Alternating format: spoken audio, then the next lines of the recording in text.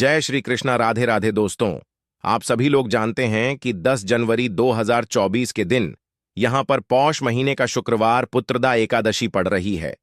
दोस्तों, यह जो एकादशी है पौष महीने में पड़ने वाला सबसे बड़ी पुत्रदा एकादशी है, क्योंकि यह पौष महीने में पड़ रहा है, जिसका बहुत ही बड़ा और विशेष महत्व होता है। और ऐसा दिन पूरे साल में सिर्फ एक ही बार आता है। और दोस्तों, आप सभी लोग जानते हो कि 10 जनवरी पौष महीने का शुक्रवार पुत्रदा एकादशी का अगर सबसे बड़ा कोई उपाय है तो वह एक दीपक वाला उपाय है। तो दोस्तों, इस पौष माह के पहले शुक्रवार पुत्रदा एकादशी के दिन आप लोगों को इस वह एक दीपक वाला उपाय को जरूर करना है। बहुत सारे लोग होंगे जिन लोगों ने इस उपाय को ना किया हो, मतलब पूरा साल निकल गया और उन्होंने किसी भी दिन इस वह एक दीपक वाला उपाय को ना किया हो। पर दोस्तों, आपके पास एक आखिरी मौका बचा हुआ है, जो कि पौष महीने का शुक्रवार पुत्रदा एकादशी के दिन। तो इस दिन आप लोगों को इस वाले उपाय को जरूर कर लेना है, भले ही आपने पूरे साल भर अभी तक इस उपाय को न किया हो। पर अगर आपने इस पौष महीने के शुक्रवार पुत्रदा एकादशी के दिन अगर इस वाले उपाय को कर लिया तो आपको इस उपाय को करने का वह फल मिलेगा जिसकी आपने कभी कल्पना भी नहीं करी होगी। इसीलिए आप लोग इस वाले उपाय को एक बार जरूर कर लेना, ताकि आप लोगों के हाथ से यह मौका ना जा सके और आपको इस उपाय को करने का फल मिल सके। दोस्तों, यह उपाय पंडित जी ने अपनी अभी की ही शिव महापुराण की कथा में बताया है, जिस उपाय को आज हम आपको बहुत अच्छे से समझाने वाले हैं। इस वीडियो को देखने के बाद इस उपाय को समझने के लिए आपको कोई और वीडियो को देखने की जरूरत नहीं पड़ेगी। तो चलिए दोस्तों, उपाय को शुरू करते हैं। देखिए, यह पौष महीने के सोमवार पुत्रदा एकादशी के दिन यह इतना खास होता है, इतना महत्वपूर्ण होता। देखा है, कभी कभी बड़े बड़े पूजा पाठ अनुष्ठान से जो मनोकामना पूर्ण नहीं होते, वह पौष महीने के दिन एक छोटे से उपाय करने से ही आपकी मनोकामना पूर्ण हो जाती है। और बहुत सारे लोगों ने इस उपाय को किया भी है और उनको इस उपाय को करने का फल भी जरूर मिला है। अगर आप लोग भी इस उपाय को करना चाहते हैं तो आप इस उपाय को पहले अच्छे से समझ लेना, सुन लेना, उसके बाद करना। आपको इस उपाय का फल जरूर मिलेगा। और इस उपाय को कर लेने से आपके घर में चाहे किसी भी प्रकार की दुख और समस्या क्यों ना चल रही हो, आपको उसका कारण भी नहीं पता है कि भाई यह समस्या किस कारण से चल रही है। उसका कुछ भी कारण हो सकता है, जैसे परदोष हो सकता है या किसी भी तरह का मंगल दोष भी हो सकता है। तो इस दिन आप लोगों को एक दीपक वाला उपाय कर लेना है। यह एक ऐसा उपाय है जिस उपाय को अगर किसी विशेष दिन पर किया जाए तो भाई उस विशेष दिन का जो है वह तो हमें मिलता ही मिलता है। पर हमने उस दिन पर इस उपाय को किया है तो हमें उससे भी बड़ा फल मिलता है, और फल बहुत जल्दी मिलता है, क्योंकि आप इस उपाय को बहुत ही बड़े और विशेष दिन पर कर रहे हो। तो चलिए अब उपाय के बारे में बात करते हैं। लेकिन उससे पहले आप लोगों को यह जानना आवश्यक है कि आखिर यह उपाय किस समय करना है, किसको करना है और कैसे करना है। तो चलिए हम आगे आपको वीडियो में एक एक करके बता देते हैं। लेकिन उससे पहले अगर आप लोग हमारे चैनल पर नए हैं तो हमारे चैनल को सब्सक्राइब कर लेना और इस वीडियो को लाइक करके कमेंट बॉक्स में श्री शिवाय नमस्तुभयम ओम नमः शिवाय जरूर टाइप कर देना। तो दोस्तों, इसे एक दीपक वाला उपाय को हमें इस शुक्रवार पुत्रदा एकादशी के दिन कैसे करना है, किसको करना है, किस समय करना है और कहां पर करना है, ये सारे सवालों के जवाब आपको इस वीडियो में मिल जाएंगे। और जो ये वीडियो देखेगा भाई, उसको इसे एक दीपक वाला उपाय जरूर करना चाहिए। और जब बात आ जाए एक दीप वाला उपाय की, तो यह सोने पर सुहागा वाली बात हो जाती है और यह एक बहुत ही बड़ा उपाय हो जाता है इस पौष शुक्रवार पुत्रदा एकादशी का। तो अब दोस्तों, इस एक दीपक वाला उपाय को आखिर करना किसको है, सबसे पहले हम लोग वह बात जान लेते हैं। तो देखो, घर की जो बड़ी माताएं बहनें होती हैं, उन माताओं बहनों में से कोई भी एक बड़ी माता बहन इस वाले उपाय को कर सकती है। और दोस्तों, अगर आप चाहे तो अपने घर में से सभी सदस्यों को भी इस उपाय को करवा सकते हैं। अगर किसी व्यक्ति की खुद की कोई मनोकामना है, खुद की कोई दुख और परेशानी है जो कि वह अपने लिए ही करना चाहता है इस वाले उपाय को, तो वह खुद अपने लिए भी कर सकता है। बाकी अगर कोई घर में से ऐसा है जो कि अपने पूरे घर परिवार की सुख और शांति के लिए यह वाला उपाय करना चाहता है, तो भाई वह भी कर सकता है। उसमें भी कोई दिक्कत वाली बात नहीं है। कहने का मतलब यह है कि इस उपाय को हर एक सदस्य भी कर सकता है और पूरे घर परिवार के सदस्य के लिए घर की बड़ी माताओं बहनों में से कोई एक माता बहन भी कर सकती है। माताएं बहनें अगर घर में उपस्थित ना हो या वह यह वाला उपाय ना कर पा रही हो तो फिर घर का कोई बड़ा सदस्य भी इस एक दीपक वाला उपाय को कर सकता है, चाहे फिर वह पुरुष क्यों ना हो। उसमें कोई भी दिक्कत वाली बात नहीं है। एक दीपक वाला उपाय को आखिर इस उपाय को हमें किस समय करना, सुबह के समय करना है कि शाम के समय करना है? तो देखो, इस वाले उपाय को आप लोग सुबह के समय भी कर सकते हो और शाम के समय प्रदोष काल में भी कर सकते हो।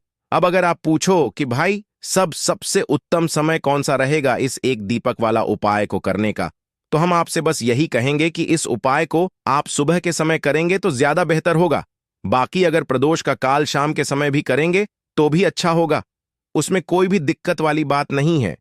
तो अब दोस्तों, जो अगली सबसे बड़ी और महत्वपूर्ण बात आती है वह यह आती है कि सुबह अगर हम उपाय को करेंगे तो हमें कितने बजे से लेकर कितने बजे तक के बीच में करना है, और शाम के समय प्रदोष काल में करेंगे तो हमें कितने बजे से लेकर कितने बजे के बीच में करना है।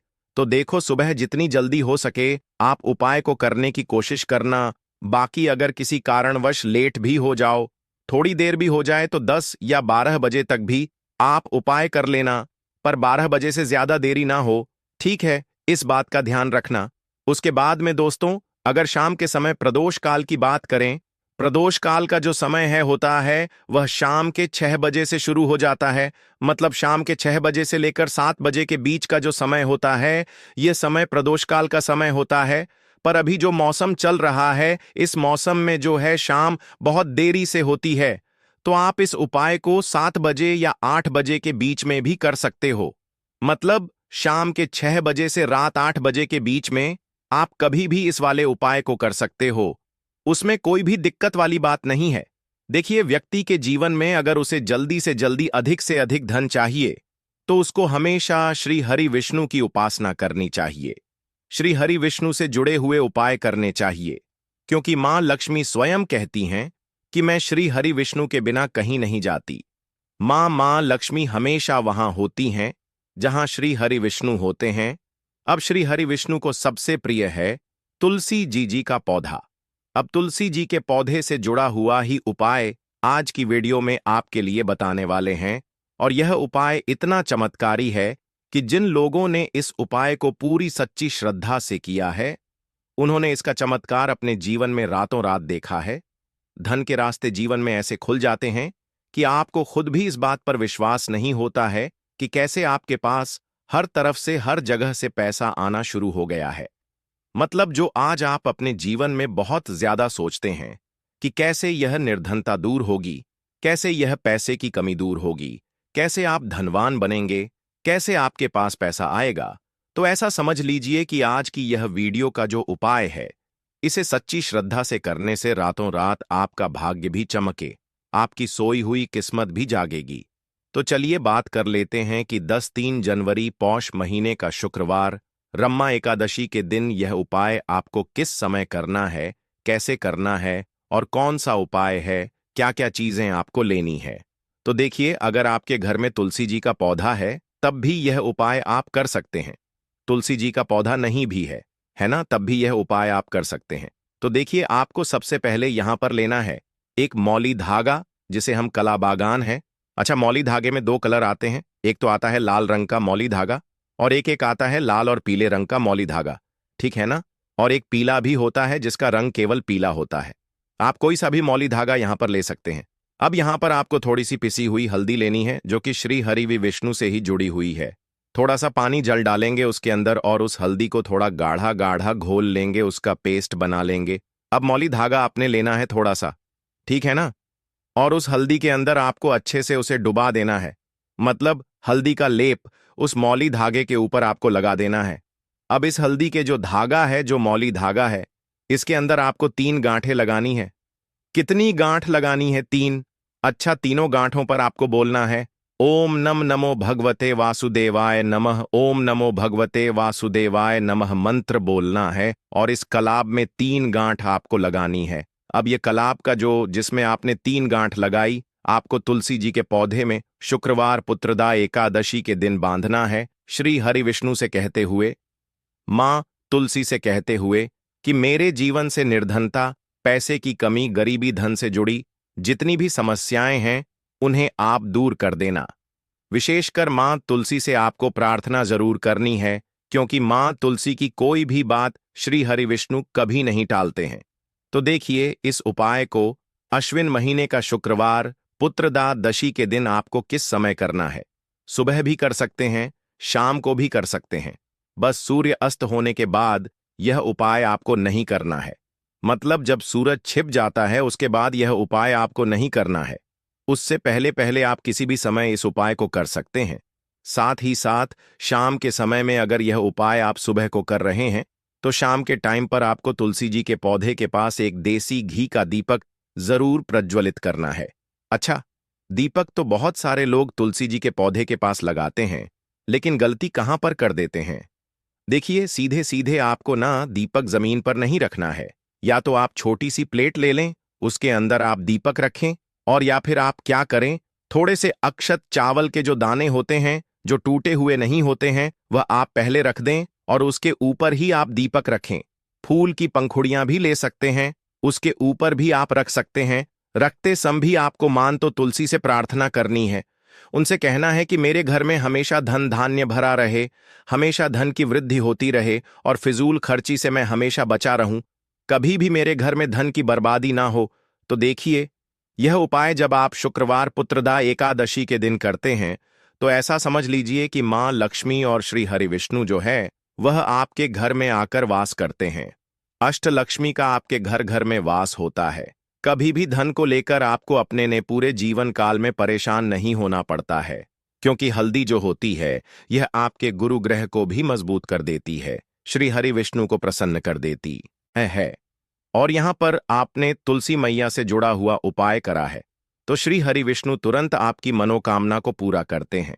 जब मान तुलसी आपकी विश, आपकी इच्छा, आपकी मनोकामना श्री हरि विष्णु से कह देती हैं तो यह उपाय इतना चमत्कारी है कि रातों रात इसका चमत्कार, इसका असर, इसका जो प्रभाव है वह अपने जीवन में आपको देखने को मिलेगा।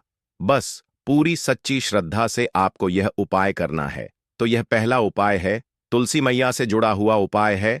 अब बात कर लेते हैं दूसरे उपाय की। दूसरा उपाय जो अब आपको बताने जा रहे हैं, यह उपाय भी शुक्रवार पुत्रदा एकादशी का ही है, और इस उपाय को करने से आपका जो भाग्य है वह उदय होता है, चमकता है। आपका भाग्य, आपके भाग्य में अगर दुख का तकलीफें ख हैं ना, वह आपके जीवन से दूर हो जाती है।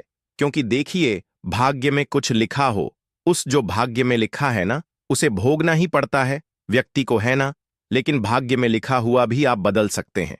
जब आप भगवान की सच्ची श्रद्धा से, मतलब पूरी सच्ची श्रद्धा से उपासना करते हैं, उनकी पूजा अर्चना करते हैं, तो देखिए आपको करना क्या है। यहां पर आपको लेनी है एक छुटकी पिसी हुई हल्दी, और हल्दी आपको थोड़ा सा जल डाल लकर, थोड़ा सा गंगा जल डालकर इसका गाढ़ा गाढ़ा सा पेस्ट बना लेना है।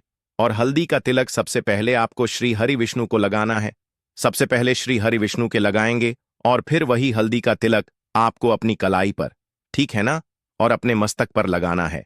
इस उपाय को जब आप करते हैं तब आपको श्री हरि विष्णु से कहना है, मां लक्ष्मी से कहना है कि मेरे दुख, मेरे जीवन में जितने भी दुख हैं, कष्ट हैं जो मेरे भाग्य में लिख गए हैं, उन्हें आप दूर कर देना।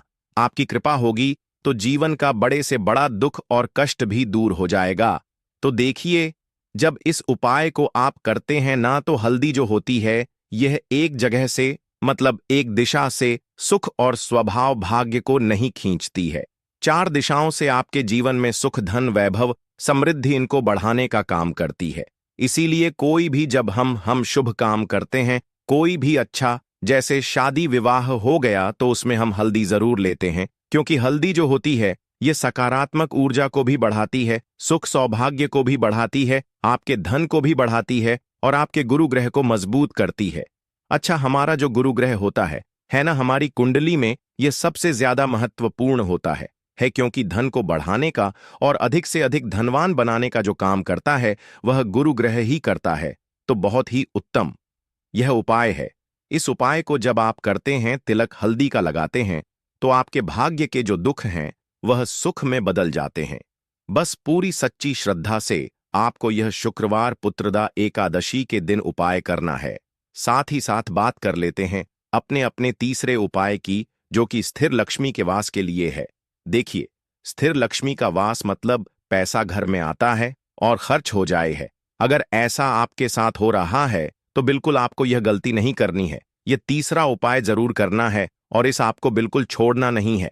देखिए, महादेव ने स्वयं इसके बारे में बताया है। तो आपको क्या करना है, आपको यहाँ पर एक देसी घी का दीपक तैयार करना है। तो आपको यह दीपक जलाना है बेल पेड़ के नीचे। तो बेल के पेड़ में शाम के समय धन की देवी माता लक्ष्मी वास करती हैं और महादेव ने स्वयं कहा है कि जो व्यक्ति शाम के समय बेल पेड़ के नीचे दीपक जलाए, कभी भी उसके घर में धन की कमी होगी, नहीं तो स्थिर लक्ष्मी का वास होगा। तो आप यह उपाय जरूर करें। एक दीपक बेल पेड़ के नीचे अगर आपके घर के आसपास है